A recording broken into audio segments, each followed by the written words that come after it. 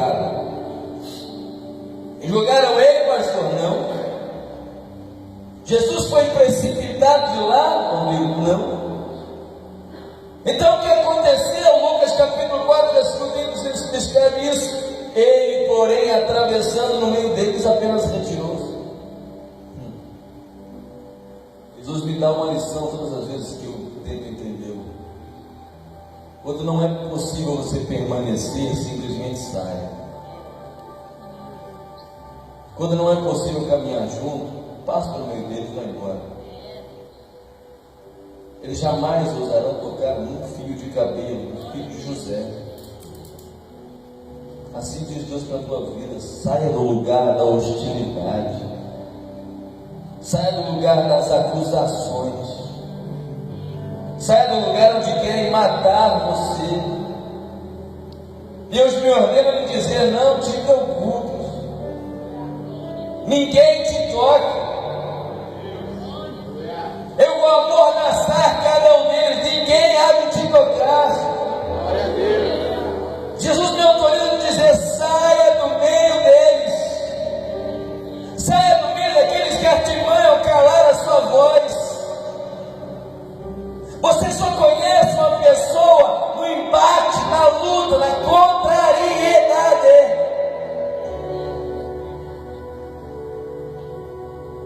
Faça como Jesus fez. Vire as costas e saia do meio deles.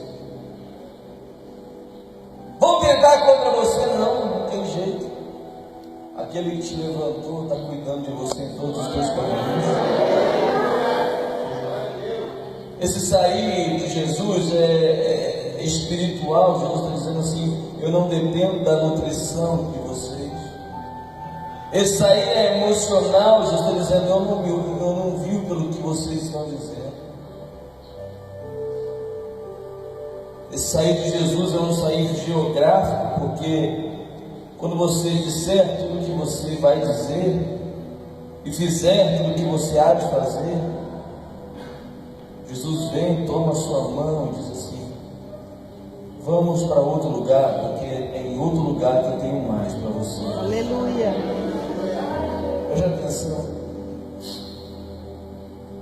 Ele começa indo na Galileia, e na Galileia todos aplaudem a sua boa oratória.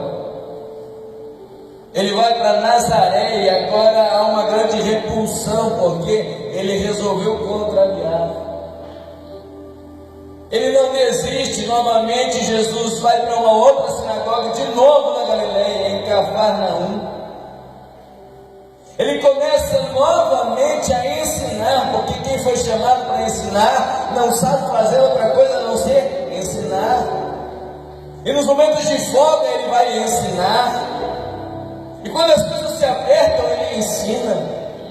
E quando as portas se alargam, ele ensina. Quem foi chamado por Deus para um propósito não sabe fazer nada diferente daquilo que Deus o chamou para fazer. Não adianta ele querer fugir. Não fuja, saia. Vou dizer mais uma vez. Enquanto Jesus pregava, eu estou no versículo número 33 do capítulo 4, diz assim: e estava, vou repetir, e estava na sinagoga um homem que tinha espírito de um demônio imundo. Ele não entrou, ele não chegou no meio da pregação de Jesus, não. A Bíblia e estava.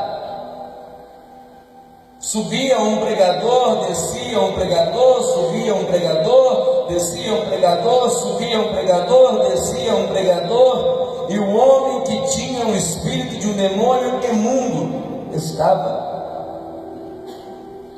Eu não vou nem me admirar se algum daqueles sábados ele mesmo não tivesse sido um dos pregadores, porque as sinagogas eram grandes habitações de demônios. As sinagogas eram habitações de assassinos. Contudo, o pavor dos demônios é que naquele dia, para azar deles, o pregador era.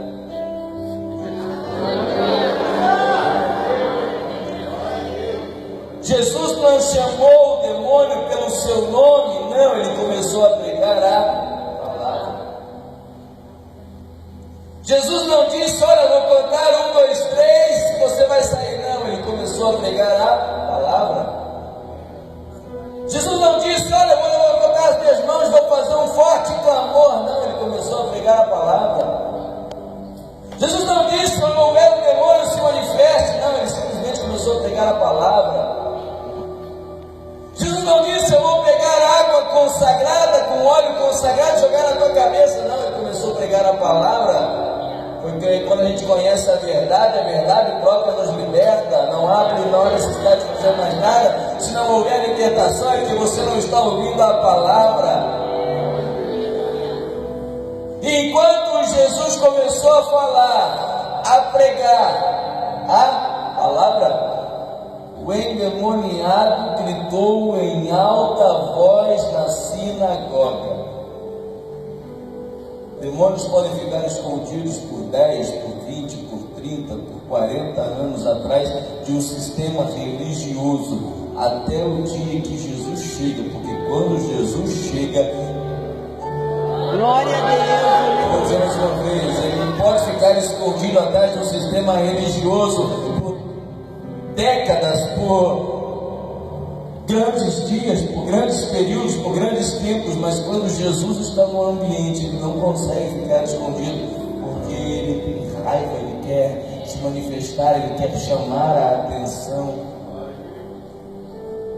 Você já ouviu um grito de um endemoniado? Eu não vou replicar para que você ouça outra vez. Ele gritou enquanto Jesus pregava. Sabe o que Jesus fez?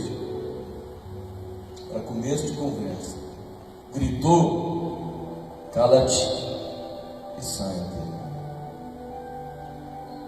Ninguém precisou segurar o rapaz.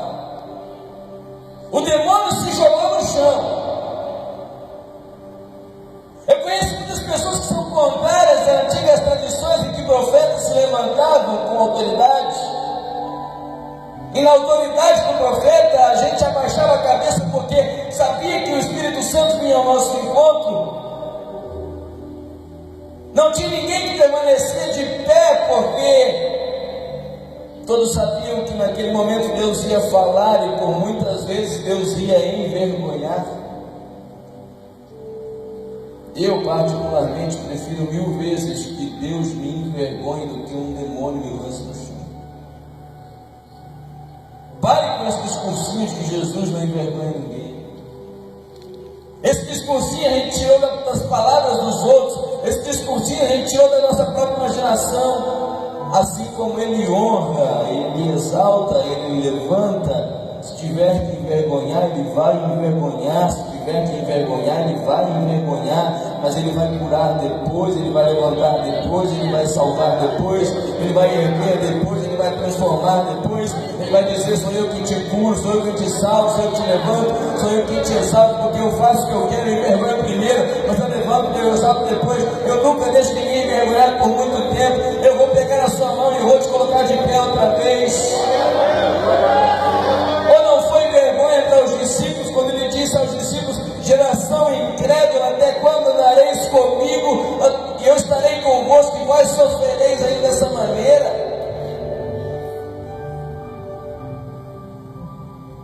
Ou não foi vergonha para aquele bando de fariseu ter que ouvir: quem não tiver pecado, atire a primeira pedra? Não se escondam atrás da vossa ética. E não sobrou nenhum para contar a história, foi saindo todos. O povo da sinagoga está atônito. Como é que pode um homem ter tanta autoridade para expulsar demônios? Porque eles estavam acostumados a fingir que não tinha demônios ali.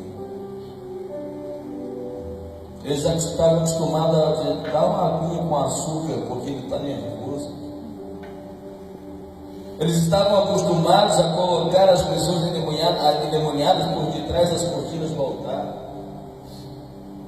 Com Jesus é diferente. Doença emocional é tratada como doença emocional. Doença física é tratada como doença física. Agora, possessão maligna, ele não finge que vê. Ele levanta a voz e diz: sai, cala-te e sai, sai e cala-te e sai.